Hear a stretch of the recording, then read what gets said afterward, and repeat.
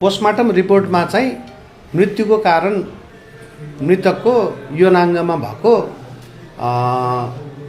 घाउ भित्री पार्टमा भएको घाउ त्यसबाट भएको रक्तस्रावको कारणले भनेको छ, जुन चाहिँ बलात्कारको कारणले भएको छ। जबरजस्ती करणीबाट मृतकको यौनाङ्गमा घाउ भयो अनि त्यो घाउबाट अत्याधिक रूपमा रक्तस्राव भएर त्यही रक्तस्रावको कारणले मृत्यु भयो भने त हामीले सिम्पल उसमा बोल्दाखेरि बुझ्नको लागि चाहिँ जबरजस्ती करणीको कारणले भएको घाउबाट आएको रक्तस्राव भएर मृत्यु भयो। सर, जबरजस्ती करणीमा चारैजनाको सहभागिता देख्नुभयो कि अथवा अनुसन्धान अझै बाँकी छ कि?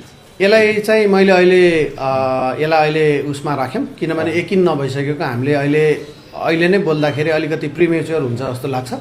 यसलाई अहिले किनभने यो सेन्सिटिभ इस्यु पनि हो, सेन्सिटिभ पनि इस्यु पनि भएर अनुसन्धानमै भएको कारणले गर्दाखेरि हामी सबैलाई अनुसन्धान गर्दैछौँ। हरेक पाटो केलाएर हरेक पाटो नछुट्ने हिसाबले हामी अनुसन्धान गर्दैछौँ। यसको साथ घटना घटेकै ठाउँमा तत्कालै एकजना पक्राउ परेको भन्ने कुरा पनि थियो। हो, उहाँको चाहिँ हाउभाउ त्यति बेला कस्तो अवस्थामा पक्राउ गर्नुभएको थियो?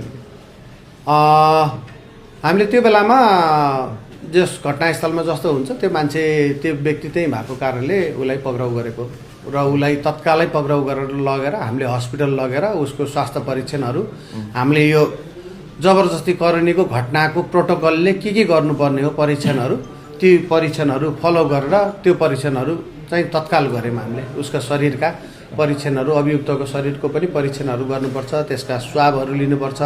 उसको लुगामा जिउमा रगतहरू लागेको थियो, उसका भित्री कपडाहरूमा पनि रगत लागेको थियो, उसको यौनाङ्गमा पनि रगतहरू लागेको थियो, त्यसको स्वाबहरू पनि लिएको छौँ। त्यस्तै गरेर पिबिकहरू लगायतको हामीले गर्नुपर्ने प्रोटोकलले यो जबरजस्ती करणीको केसमा के गर्नुपर्छ हामीले सम्पूर्ण कुराहरू चाहिँ गर्ने। जस्तो मैले तपाईँलाई भेट्न आउनुभन्दा अगाडि मैले देखेँ यहाँ तपाईँ मृतकको परिवारसँग छलफलमा हुनुहुन्थ्यो। हिजोसम्म एकदमै आक्रोशित परिवारलाई तपाईँले शान्त बनाएर पनि यहाँबाट पठाउनु भयो, सम्झाइ बुझाइ गर्नुभएको थियो। घटनाबारे अनुसन्धान भइरहेको छ, आँखा चिम्लेर विश्वास गर्नुहोस् मलाई भन्नुहुन्थ्यो। आधार छ आँखा चिम्लेर विश्वास गर्नुपर्ने, तपाईँलाई कस्तो आधार छ?